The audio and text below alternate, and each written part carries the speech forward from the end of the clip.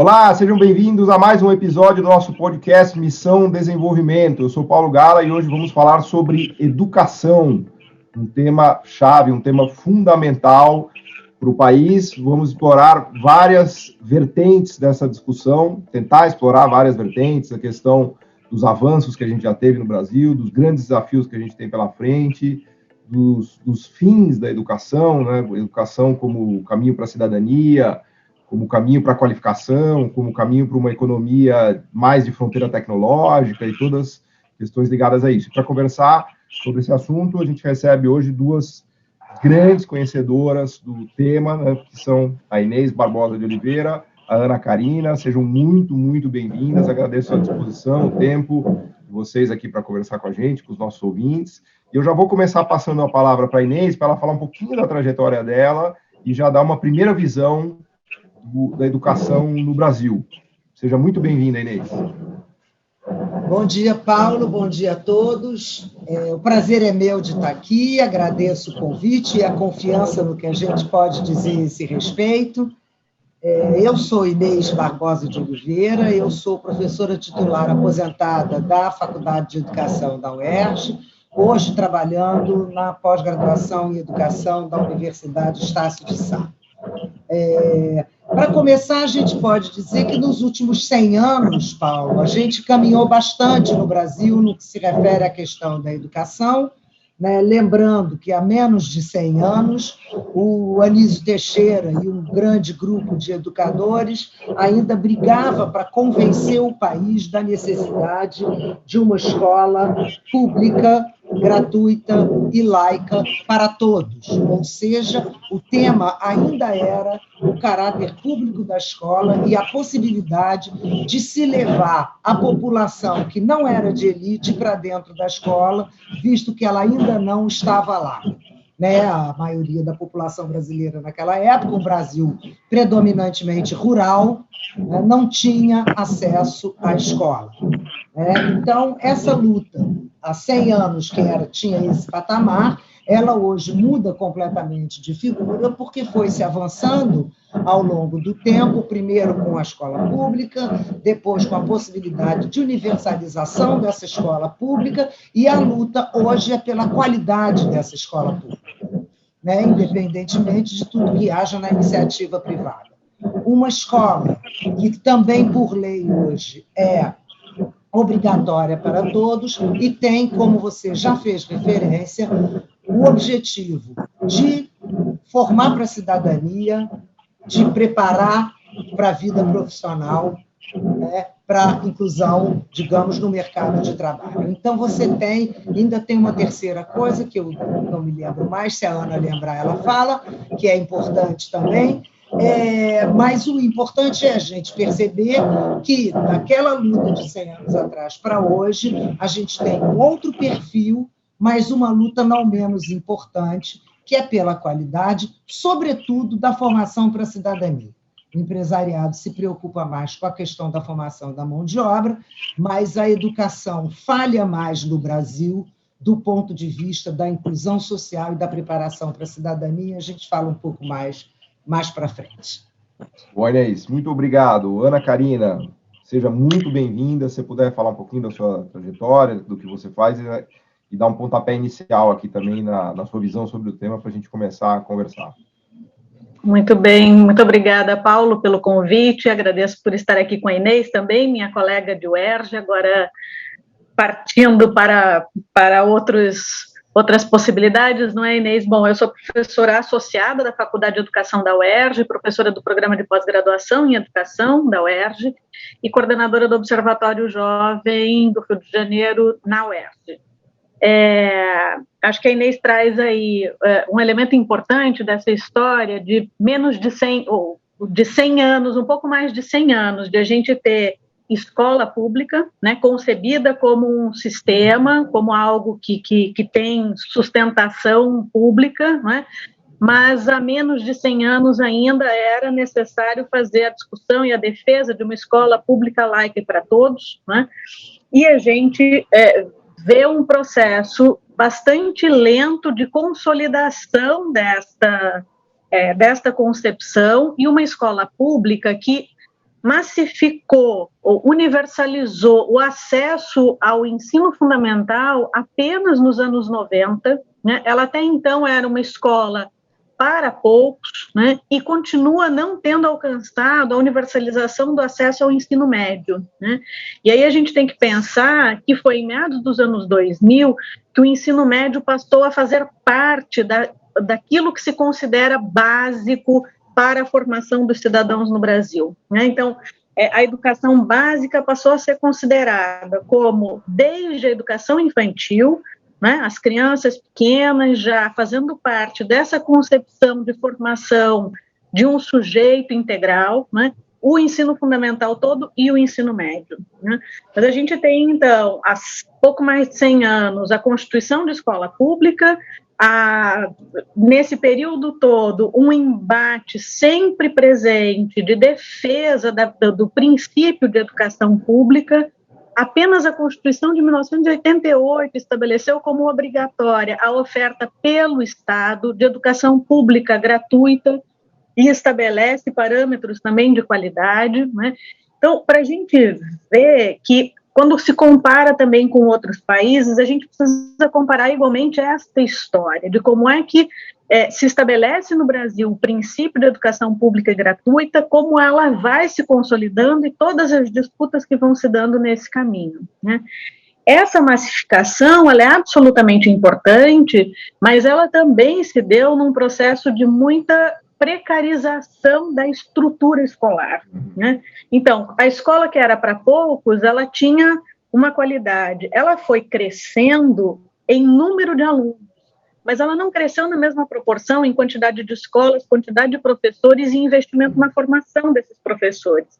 E ainda menos em investimento em se compreender a diversidade dos sujeitos que chega à escola com essa ampliação. Quando ela era para poucos, eram poucos bastante parecidos, de origem de classe semelhante, de trajetórias de vida familiar também bastante parecidas.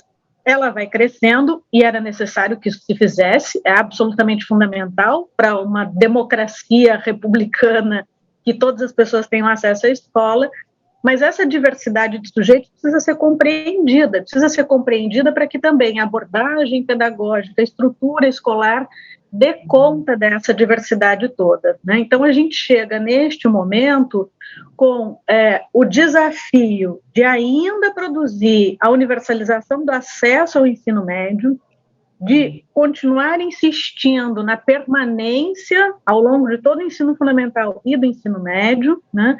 Porque universalizou a matrícula no ensino fundamental, mas nem todo mundo segue essa trajetória linear do ensino fundamental, muito menos a segue no ensino médio, né? Então, é investir na universalização do ensino médio, na garantia da permanência, né? E ainda em se conceber esta formação como uma formação que é para um sujeito trabalhador, mas que ele não é exclusivamente trabalhador. E tanto será melhor trabalhador nos diferentes níveis e modalidades do trabalho, quanto mais consistente for a sua formação para compreender-se no mundo, né? Que é a formação cidadã que a Inês estava falando, né? A gente é tanto melhor trabalhador, quanto melhor todas as outras dimensões da vida estejam atendidas pela qualidade da formação e a consequente qualidade do trabalho que se possa obter a partir dessa formação. Perfeito. Eu queria fazer uma pergunta para vocês, não sei se vocês têm o dado exato de cabeça, mas só para quem nos ouve ter uma ideia de ordem de grandeza, né? Quando a gente conversou sobre a questão da saúde aqui no programa, especificamente sobre o SUS, uma das análises que a gente fez foi a quantidade de pessoas que são atendidas pelo SUS, né, a quantidade de atendimentos médicos feitos pelo SUS em comparação com a rede privada. E eu acho que um raciocínio parecido é interessante também para a educação pública, né? Por exemplo, no SUS, 75% de todos os atendimentos médicos do país no ano são feitos pela rede pública, né? Então, quando a gente pensa em saúde no Brasil, e muita gente não tem essa ideia, né?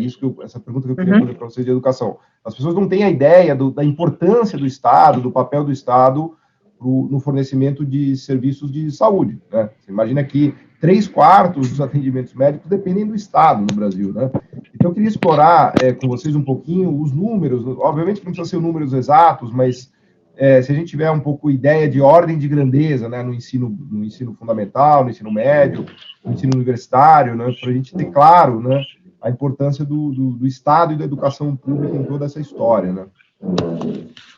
Bom, Paulo, eu não tenho o número, talvez a Ana tenha, mas a gente sabe que a educação básica é majoritariamente ofertada pela escola pública no Brasil.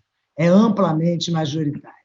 E, no entanto, a educação superior é amplamente, majoritariamente oferecida pela rede privada. A rede privada de educação superior é infinitamente maior do que a pública, infelizmente, para o país. Mas a educação básica funciona mais ou menos assim. A escola pública atende a imensa maioria das nossas crianças e adolescentes e jovens, sem falar nos jovens e adultos e idosos que seguem a chamada EJA, né, Educação de Jovens e Adultos, mas que inclui também os idosos. Essa oferta é basicamente feita no nível, enfim, estatal público, né? E isso, para nós, se configura num problema, porque a imensa maioria dos nossos cidadãos não adultos, digamos assim, está submetido às políticas públicas em educação, as políticas definidas por cada governo, porque é difícil no Brasil separar o que seja uma política de Estado do que seja uma política de governo. Cada governo que entra, ele mexe com a política pública, às vezes sem pensar nas consequências sobre a política maior de Estado, que está na Constituição, assegurar a escola pública gratuita e laica para todas as crianças. E aí o que a gente passa com isso é que, ao mesmo tempo em que essa inclusão foi se fazendo historicamente pelo aumento da estrutura estatal de atendimento à população na escola pública, isso que a Ana comentou, que, infelizmente, a escola, os investimentos não foram acompanhando as necessidades do aumento do público, ao mesmo tempo em que os próprios processos pedagógicos tiveram dificuldade de se pensar para integrar cidadãos advindos de uma cultura que não é a de origem do nosso modelo de escola, francês, burguês, nacionalista, republicano, certamente, mas naquele contexto da França do século XIX, o que a gente foi tendo de política pública em educação, de uma certa forma, gerou esse déficit que eu apontei na questão da formação para a cidadania, porque a nossa escola, concretamente, ela vem sendo pensada nos governos sucessivos de uma maneira bastante dual, ou seja, há investimentos para escolas que atendem elites, classes médias abastadas, e não há investimento suficiente na escola que atende às classes menos favorecidas, por um lado. Por um segundo lado, ainda tem uma questão um pouco mais grave, eu diria, que são modelos de atendimento que, historicamente, fizeram com que a nossa escola fosse o que a gente chama de uma escola dual. As oportunidades melhores são oferecidas precisamente a quem não precisa delas, digamos assim. A associação que eu costumo fazer, e para economistas eu acho que ela é bem apropriada, é de que, para ter acesso a uma escola boa, você precisa provar que não precisa dela, como empréstimo bancário. Você vai ao banco, para o banco te dar um empréstimo, você precisa provar que você não precisa dele, que você tem dinheiro. Se eu tenho dinheiro, eu não preciso ir ao banco pegar empréstimo. Enfim, é um pouco isso. Desculpa te interromper, mas a gente tem, na verdade, na visão do economista, a gente daria para dizer que a gente tem uma escola que é concentradora de renda no Brasil, porque ela acaba acelerando o processo de concentração de renda, sendo que o objetivo dela seria justamente o de contrariar esse movimento que já existe estruturalmente na economia e na sociedade, Então, o Brasil é um caso bizarro em que a gente criou aceleradores de concentração de renda, Não é só de concentração de renda, é concentração de poder, associado à renda, mas também ao conhecimento, saber é poder, não esqueçamos disso, né?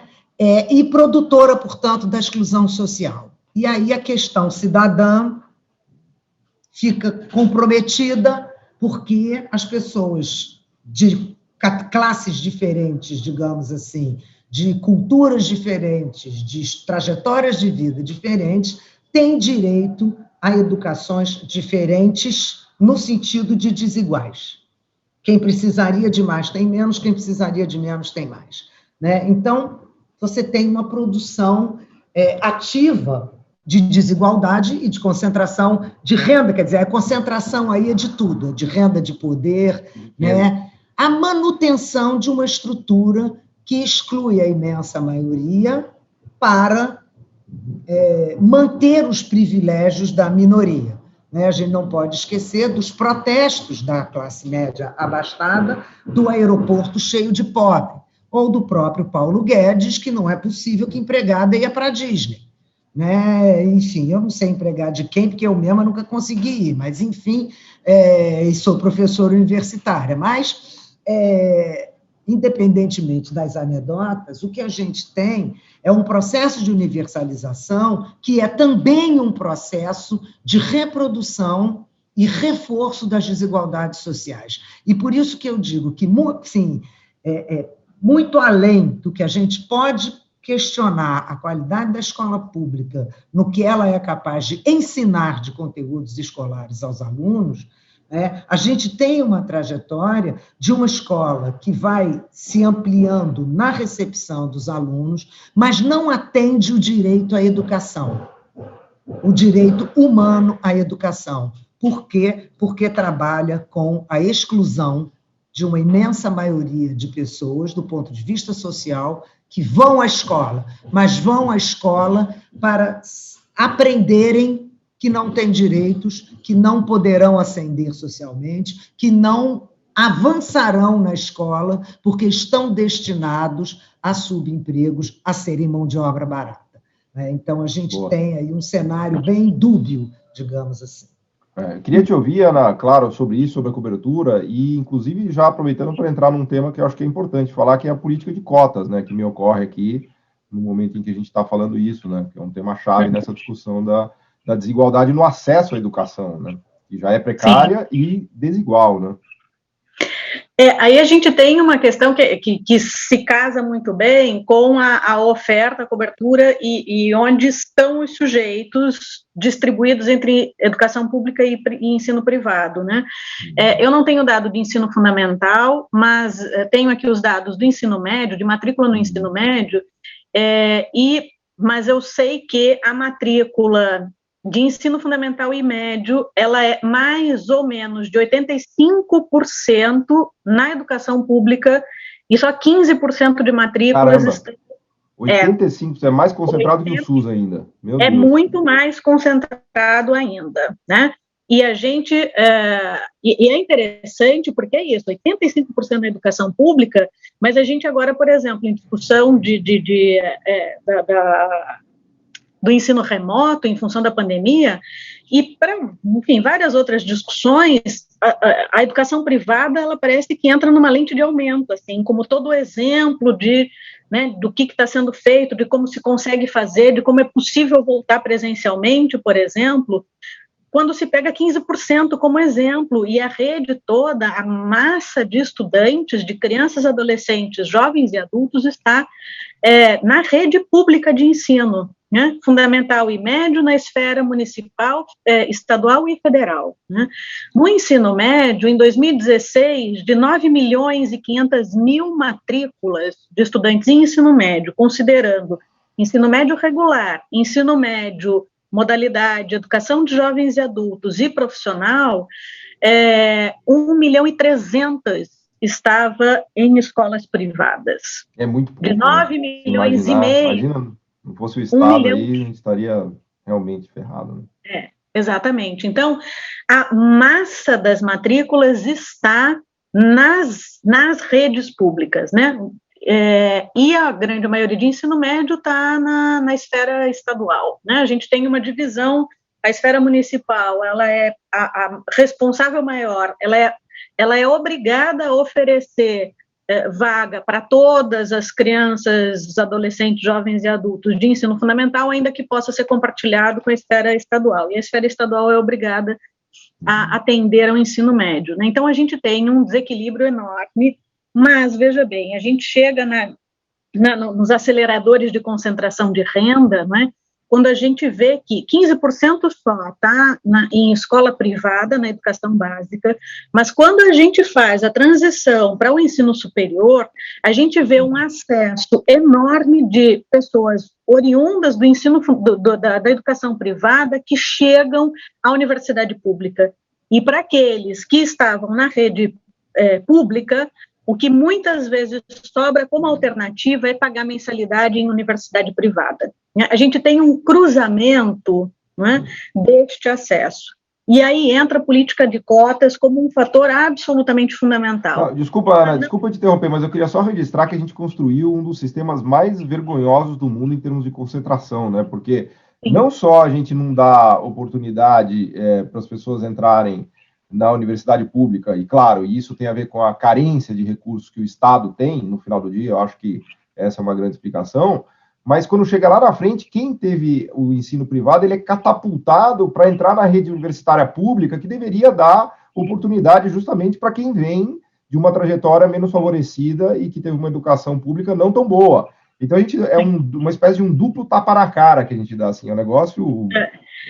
duplo, triplo, quádruplo até, assim, eu acho, porque então a gente não faz o investimento necessário na educação pública. Eu não acho que seja por falta de recursos, acho que a gente faz uma distribuição absolutamente desigual, né? A prioridade definitivamente não é a educação, e quando se quer acabar com os recursos que são obrigatórios de investimento à educação, a gente está de novo dando um tapa na cara de todo mundo, que é tirar de vez a prioridade, né? Porque o recurso, a verba carimbada, ela continua não sendo suficiente para fazer o mesmo tipo de investimento que as pessoas fazem na escola privada, né?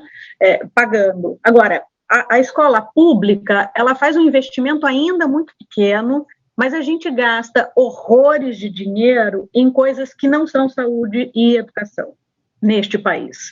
Então, esta coisa da falta de recurso, ela é falta de recursos em torno de que projeto, né? É um projeto que produz falta de recursos para a educação.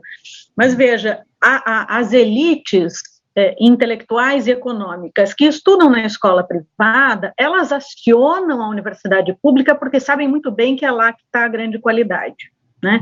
Porque são as universidades públicas que neste país operam pelo tripé de ensino, pesquisa e extensão, né? As universidades privadas fazem pouca pesquisa, não são todas.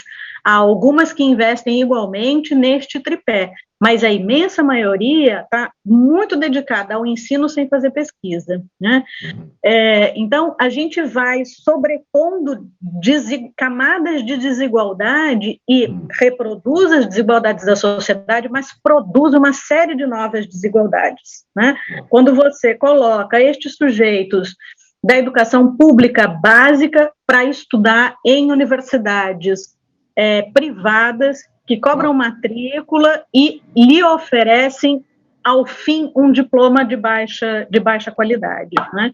E aí a política de cotas, ela vem para tentar produzir algum pequeno nível de equidade, né? É você reservar vagas para esses que historicamente tiveram menos, para que eles possam ter um pouquinho mais, né, podendo acessar a universidade pública, né? Então, é um comecinho de justiça sendo feita, mas ainda é bem um comecinho, porque lá no começo desse sistema a gente continua reproduzindo a desigualdade, né? As pessoas têm acesso ao ensino fundamental, mas não têm toda a política de manutenção garantida, né? A gente não investe na diversificação da oferta, na formação continuada dos professores para dar conta desses muitos diversos sujeitos que chegam à escola. A gente precisa ter estrutura para dar conta de um aluno que chega à escola com fome, que chega à escola traumatizado pela madrugada de tiros na sua comunidade, assim como a gente na universidade também tem que fazer isso, né? Eu tenho muitos alunos que são moradores do Jacarezinho, e lamento muito não ter podido estar presencialmente com eles, mas estive à distância com eles e sei o tamanho do sofrimento deles com o massacre que aconteceu e o medo que eles têm deles próprios passarem por isso. Isso não faz parte do nosso conteúdo regular de ensino, mas a gente precisa lidar com essas coisas. Ninguém aprende estando morrendo de medo ou morrendo de fome, porque a cabeça está ocupada com a sobrevivência e não com a absorção de outros conteúdos. Ao mesmo tempo, isso tem que fazer parte da formação. Se a gente ignora isso, a gente está deixando de fazer a formação integral desses sujeitos, né? A escola tem que lidar com isso, não tem que dar conta sozinha, mas precisa também ter estrutura para isso, né? Numa sociedade que é tão desigual, a gente precisa de ainda mais investimento para isso.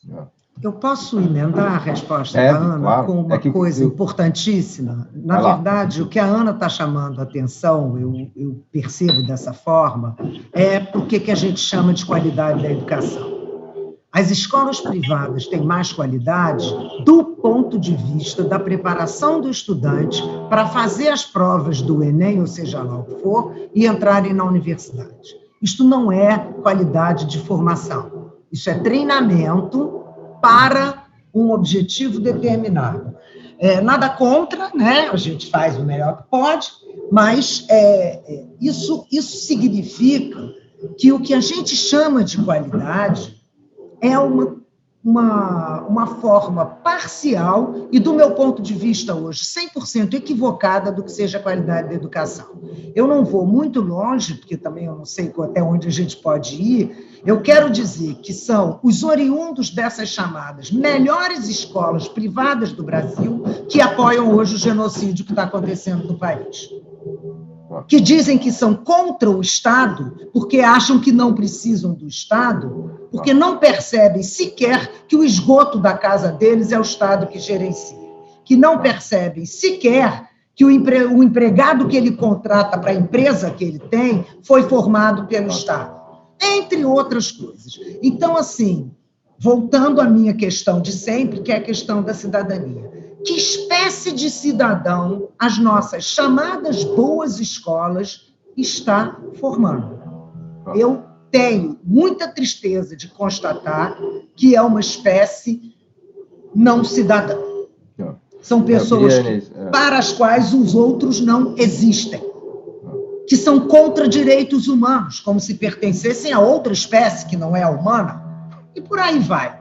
Né? Não são todos, evidentemente, mas a gente sabe que a classe média mais conservadora e politicamente mais situada do lado da negação dos direitos de cidadania a quem não é elas, a classe média, a burguesia, né? Defende isso sem perceber o quanto isso, e aí vamos mais um passo, além de ser completamente injusto, é nocivo ao chamado desenvolvimento social. Não existe desenvolvimento social possível sem que as pessoas recebam educação básica para poderem compreender o mundo e se inserir no mundo dentro de regras mínimas de civilidade. Mas nem uns nem outros. Os que não recebem estão sujeitos a massacres como o do Jacarezinho e depois querem que a pessoa se comporte civilizadamente. Não, você não pode fazer isso. Como não pode? Se a polícia pode entrar lá e sair atirando, por que eu não posso xingar, brigar ou, enfim, fazer uma outra bobagem qualquer? Né? Assaltar a madame ali na esquina. Eu vou tirar o dinheiro da bolsa dela e ela vai pôr outro no lugar.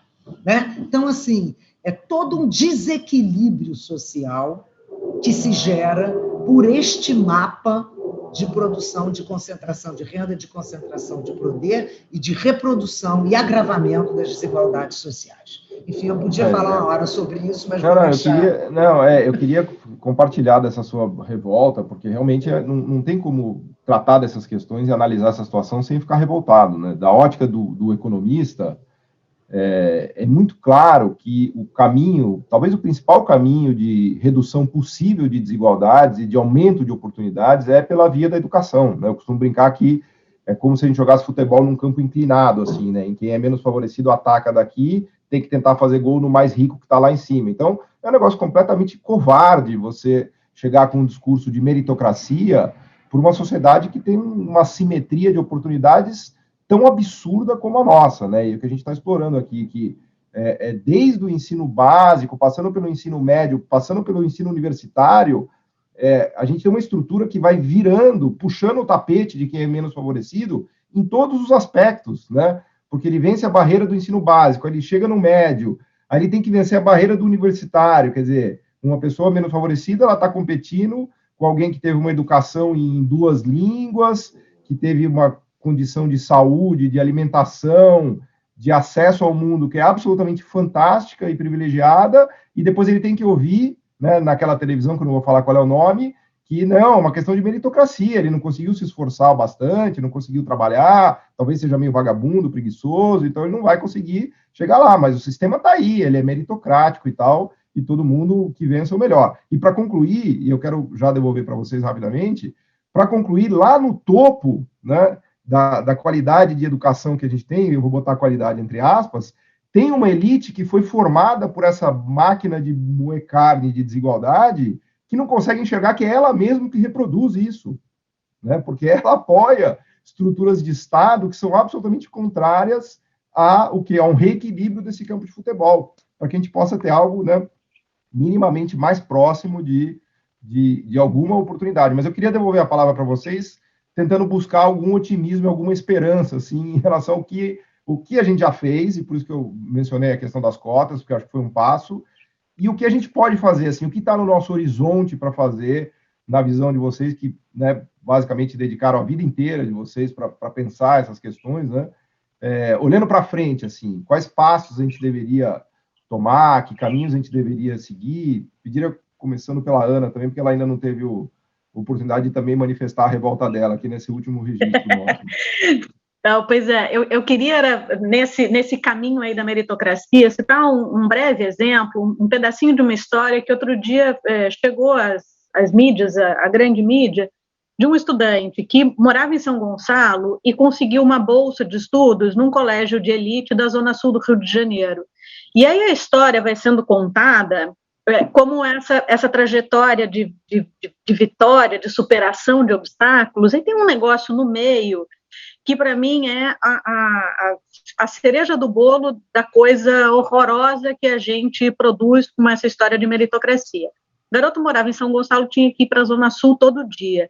Isto era muito penoso e muito difícil. E aí ele encontrou-se com uma professora de escola pública que conseguiu, numa escola pública da Zona Sul, um quartinho onde ele podia dormir durante a semana para não precisar voltar para São Gonçalo todos os dias. Então, ele passou a sua escolarização nessa escola de elite da Zona Sul, onde ele ganhou bolsa, mas ganhou bolsa só para estudar, para morar não. Para morar não, porque aí parece que já era um pouco demais, e a alternativa foi se esconder num quartinho de uma escola pública onde uma professora conseguiu lhe arranjar um lugar. E aí depois ele chegou à universidade, fez e pronto, essa é a grande história. E é uma coisa absolutamente horrorosa de como a gente concebe que alguém possa ter que passar por uma situação deste tipo para então ter o mérito e o... Né, é heróico, né? As pessoas precisam se obrigar a passar por situações deste tipo para conseguir ser reconhecidas, né? A gente não tem que dar base e suporte para que todo mundo more bem, viva bem e acesse uma escola perto de onde está, sem precisar passar por todos esses desafios e essas desgraças para conseguir fazê-lo. Não, eu não quero.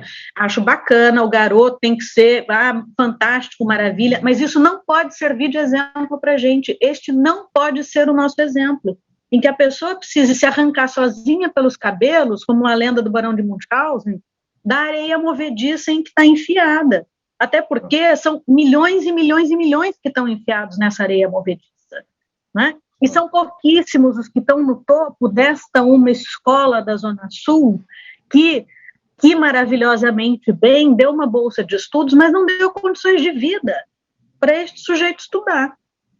E ele precisou ou gastar horas e horas num trânsito de um ônibus horroroso entre São Gonçalo e a Zona Sul, ou morar escondido num quartinho de uma escola pública, né? Ainda sob risco da professora agora ainda vir a ser processada, quem sabe por mau uso do espaço público, né?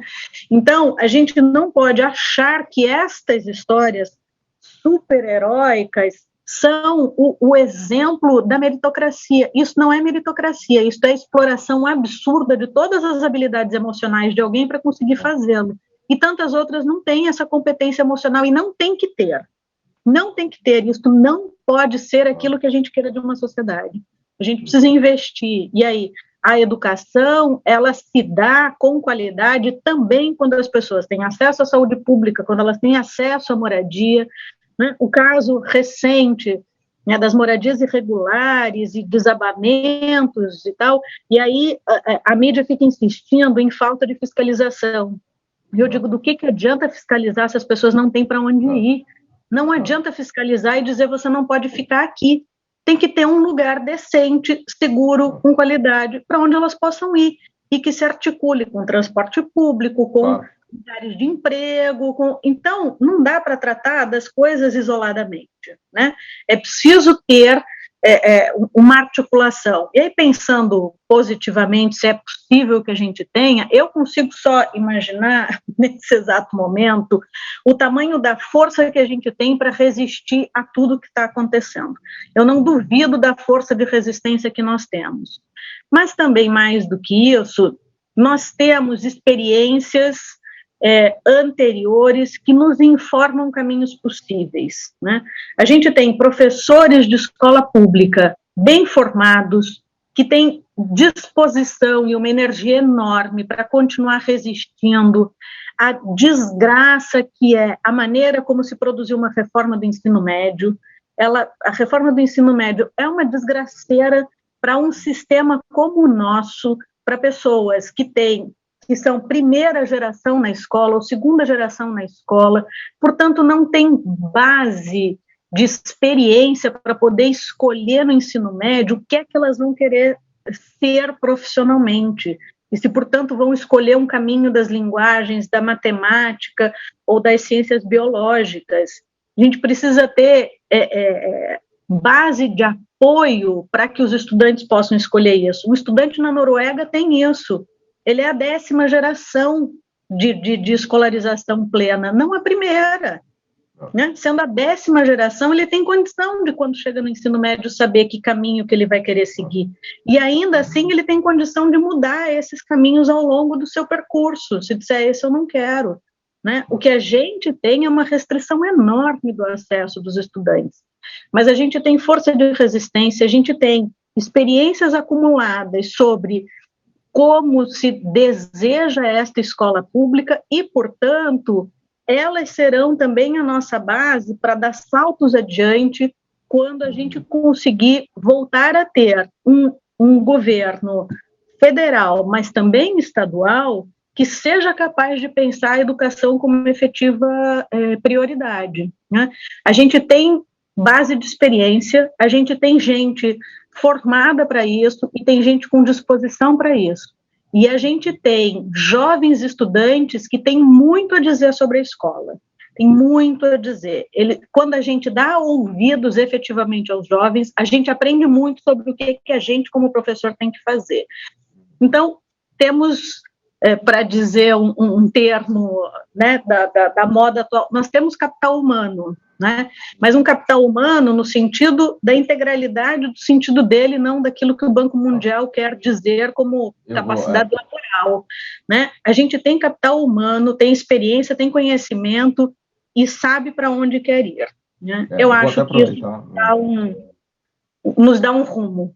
Eu vou até aproveitar que você falou em Banco Mundial, porque sempre que eu ouço em Banco Mundial me dá um pouco de agonia, né? Porque eu, como economista, tenho bastante discordância em relação às ideias do Banco Mundial, né? Especialmente nessa visão meio de panaceia de educação que eles têm em relação à economia, mas a agonia diz respeito fundamentalmente ao final do programa, porque vai chegando nessa fase do nosso programa que me dá uma agonia danada, porque a conversa está maravilhosa e eu queria ficar explorando muitos temas aqui. Eu sou professor, né? Eu dou aula há mais de 20 anos na Fundação Getúlio Vargas, então esse tema realmente é muito caro para mim, né? mas infelizmente a gente está chegando aqui quase que ao final do programa. Então eu queria pedir para a Inês também dar umas palavras aqui para a gente de futuro, de esperança, né? E depois também, se a Ana quiser concluir também, porque infelizmente eu sou obrigado a ser o chato aqui de lembrar o horário, Inês. Tá no... Seu microfone, Inês. O seu xará, Paulo Freire, dizia que ter esperança é a esperança do verbo esperançar, é uma esperança ativa. Então, a esperança que a gente tem é continuar atuando contra o atual estado de coisas e tudo aquilo que nos trouxe ao que nós vivemos hoje, né? Eu acho que a Ana tocou numa coisa importante e que o esperançar está em prática, que é essa necessidade de se pensar educação, saúde e assistência, né? Moradia, assistência em sentido amplo, né? Tudo junto. E a gente tem hoje um movimento importante da Abrasco, que é a principal associação brasileira de saúde coletiva, a AMPED, que é a principal associação brasileira de educadores, e outras associações ligadas ao serviço social, que estão mobilizadas em torno do debate da educação, enfim, durante e pós-pandemia, porque, enfim, pós a gente já está achando que não vai rolar, né? Isso é um dado que eu acho importantíssimo, ou seja, já estamos fazendo, não é uma esperança de que um dia pode acontecer e a gente deita em berço esplêndido, né? Já tem coisa acontecendo. Por outro lado, a gente tem um grande pensador político, que é o professor Boaventura de Souza Santos, que diz que a gente não pode nunca esquecer a diferença entre a possibilidade de uma luta política para se avançar e uma luta política para se preservar. Não é hora de avançar. Nós andamos muito para trás, a gente tem que segurar, a gente tem que garantir que algumas coisas não desapareçam para recuperá-las enquanto qualidade quando melhores tempos vierem, né? A situação está muito complicada em todos os sentidos. Bom, agora o Exército decidiu que não vai punir o general, nós temos um Exército que se tornou uma milícia governamental, mas eu acho que não é muito nosso assunto, mas eu vou falar também, assim, de perdas muito visíveis, né, no horizonte do que está se fazendo agora, contra as quais a gente precisa lutar, né? A Ana falou da reforma do ensino médio, eu vou falar da Base Nacional Comum do Ensino Fundamental, que é uma base nacional comum que prevê que, para igualar as oportunidades educacionais, você dê a mesma coisa a todo mundo. Então, é mais ou menos assim, eu estou no Rio, você está em São Paulo, nós dois temos que ir a Brasília. Para facilitar o trajeto, eles dão a mesma passagem para mim e para você. Ora, bolas, se eu estou num lugar e você em outro, a mesma passagem não nos serve, porque alguém não vai estar saindo de onde está, certo? Então, a Base Nacional Comum é um pouco isso, e que é, mais uma vez, portanto, investidora na ampliação da desigualdade, porque quem recebeu a passagem para sair de onde está de boa. Quem recebeu a passagem para sair de onde não está, já era, e vão dizer que fracassou porque não sabia, porque era pouco inteligente, porque era vagabundo, e etc. E tal. Então, isso é muito grave. Por outro lado, não há nada tão ruim que não possa piorar. Então, o governo atual ressuscitar o projeto da educação domiciliar é uma lástima. A educação domiciliar é o fim da educação cidadã, é o fim da responsabilidade social com o desenvolvimento social, porque cada um fica no seu quadrado e você jamais terá uma possibilidade de amalgamar uma sociedade com cada um no seu quadrado. É trágico, né? É mentiroso dizer que isso é direito humano, não é. O projeto fala que atende a um item da Declaração dos Direitos Humanos. Eu tive o cuidado de ler o resto do item, que é o parágrafo 3 de um item que tem um caput, 1, 2, 3, e claramente o 1 e o 2 não permitem que se leia o 3 como o atual governo está lendo para botar no projeto. Eu duvido que eles não saibam. Até, Inês, desculpa te interromper, mas a educação, na minha visão, e aí vocês me corrijam que eu sou um economista tentando falar de educação, mas ela tem um papel de tirar você do seu lugar, ou seja... É isso, é exatamente isso. Do termo, né? Eu disse isso semana passada, já nem sei mais para quem, porque a UERJ tem um setor muito ágil de contato com a imprensa, virou, mexeu, mandam ligar para mim. E falei sobre isso, é exatamente isso. A educação pública, gratuita para todas, e a mesma para todo mundo, ela tem precisamente a função de fazer com que as elites não fiquem iguais às nossas. É simples assim. Que as pessoas saibam o que é pobreza, que as pessoas saibam o que é viver sem oportunidades, que as pessoas saibam o que é um tiroteio no seu ouvido durante a madrugada que não permite a você estar pronto para chegar na escola na hora, e muito menos em condições de aprender. Então, assim, as nossas elites não sabem, elas vivem numa bolha, fechadas em si mesmas, da hora que nascem até a hora que entram na universidade. Lá muda um pouco, mas alguns continuam, como é que eu vou dizer isso? Impermeáveis a qualquer contato social com o diferente. Eles sequer percebem que aquele colega que está ali é diferente dele. É alguém que teve uma outra trajetória, que pode ter tido que morar num quartinho de escola na adolescência. Então, é muito grave, mas eu sou totalmente freiriana, e vou trazer também o Darcy Ribeiro, que dizia que a crise na educação brasileira não é uma crise, é um projeto. O Brasil tem muita dificuldade em reconhecer-se como um país produtor e reprodutor de desigualdades. E isso é fundamental para que a educação possa exercer o seu papel na produção do desenvolvimento social, na produção da cidadania, além da produção de mão de obra, que não deixa de ser uma das funções, não porque é mão de obra, mas porque com aqueles conhecimentos que o sujeito acessou, ele vai se tornar, como a Ana também já falou, uma mão de obra mais capacitada, digamos assim. Mas eu insisto, a gente precisa preservar o que tem, a gente precisa lutar com sabedoria, considerando que nós hoje estamos no campo de futebol de baixo, né?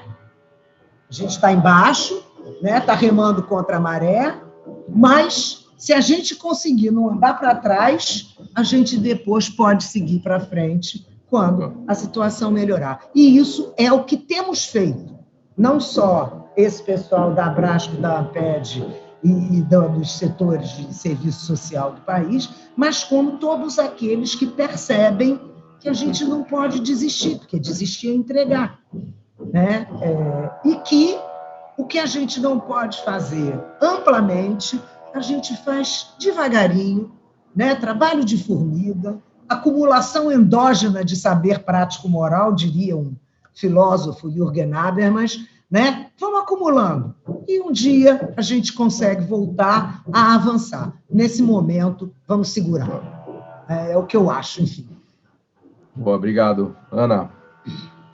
Não, então, eu ia dizer ainda só, pelo o cenário que a gente tem, eu acho que a gente precisa marcar também, não sendo pessimista, mas olhando, assim, a tristeza enorme da quantidade de perdas que a gente está tendo na educação básica, de professores, diretores, trabalhadores da educação. Eu acho que a gente não está olhando para isso também com a devida atenção, no sentido do gap que isto vai produzir no curto e no médio prazo em relação ao acúmulo de conhecimento e também a manutenção da rede, da qualidade, né, disso. Se a gente teve já uma expansão que foi precária porque não aumentou, não ampliou o número de trabalhadores da educação, a pandemia está incidindo muito fortemente sobre isso e a gente vai ter que colocar no cenário de discussão que a redução do Estado não nos serve como saída para a crise econômica. A gente precisa ampliar a capacidade de atuação do Estado, notadamente em saúde, educação e assistência social, né? E a gente vai ter um gap aí, eu acho que a gente está perdendo pessoas-chave, sabe? Porque não é uma ou duas, são várias e são muitas, né? Mas a gente tem este cenário também de um acúmulo grande de experiência e de disposição e de sabedoria, né, para fazer outra vez avançar quando isto voltar a ser possível. E nesse momento, de fato, é segurar, não é, para não retroceder ainda mais do que a gente já retrocedeu, e manter a força, né, coletiva para outra vez avançar no sentido de uma educação pública de qualidade, laica, que assegure formação integral aos sujeitos e que a gente avance na socialização do conhecimento produzido para uma sociedade mais igualitária, avance no sentido de justiça social. Isso efetivamente não se faz sem educação, ainda que educação efetivamente sozinha não seja suficiente. Ela não é essa panaceia de que a educação é tudo, porque a educação sem ter saúde, habitação, renda, ela não se estrutura, ela não se garante, ela não se sustenta, né? Então, vamos com força e coragem para resistir, juntar forças para voltar a avançar quando isso se tornar possível, e vai se tornar possível pela nossa força e nossa ação também. Ana, muito obrigado, Inês. Eu não vou resistir aqui de fazer um comentário ou outro, porque vocês estavam falando aqui, eu me lembrei que o último livro que eu escrevi com meu amigo André Roncalha tem o título Brasil, uma economia que não aprende. E a gente estava preocupado ali, obviamente, em questões mais ligadas à tecnologia, à sofisticação produtiva, à capacidade de criação de empregos de qualidade, mas pensando no nosso livro, à luz dessa conversa aqui, é evidente que o buraco é muito mais embaixo, porque a gente não tem oportunidade de aprendizado, né? E pensando, inclusive, com educação em termos de cidadania, né? Não precisa nem chegar na parte de sofisticação empresarial, produtiva, né? A gente tem uma assimetria de oportunidades que chega a ser absurda até. E no final do dia, a desigualdade, ela é como diria um economista, com perdão do economista, é um negócio dinâmico, ela é produzida e reproduzida. Então vejam que não é uma questão estática, que você vai acordar um dia e resolver o problema da desigualdade. Ela é dinamicamente estável no Brasil, esse é o problema. Porque os mecanismos que a gente tem em curso, as pessoas nascem e morrem, e os mecanismos estão ali, eles não são alterados. Então, são os mecanismos que são produtores da desigualdade. Não é uma coisa, é um processo, né, permanente. E essa conversa aqui, acho que nos ajudou muito a entender, pena que, obviamente, o tempo é reduzido, né, o pessoal, os editores do programa, eles sempre me puxam a orelha, porque eu não posso falar que o programa é reduzido, porque as pessoas ficam esperando programas maiores e tal, mas eu não consigo. Toda vez eu preciso, pelo menos, extravasar minha agonia aqui de não ter mais tempo de conversar, mas a intervenção de vocês deixa muito claro, né, esse mecanismo, né, que é reprodutor de desigualdades, na medida em que não dá acesso às pessoas, não dá oportunidade para elas poderem mostrar o futebol delas, né, porque elas têm que jogar num campo de jogo que é absolutamente assimétrico e não meritocrático, né? Até no livro a gente chama de topocracia, que na verdade o que define o seu sucesso é o lugar no topos que você está, né? É muito mais a gente vive numa topocracia, não numa meritocracia, né? Mas enfim, também não quero falar demais aqui, eu queria só agradecer muito, muito a presença de vocês duas gigantes aqui do setor, da área, né? Trabalharam a vida inteira pesquisando e pensando esses temas e trabalhando por isso, né? Então, realmente foi um prazer enorme, acho que todo mundo vai adorar ouvir o que vocês falaram, foi muito, muito legal. Obrigado, Ana, obrigado, Inês.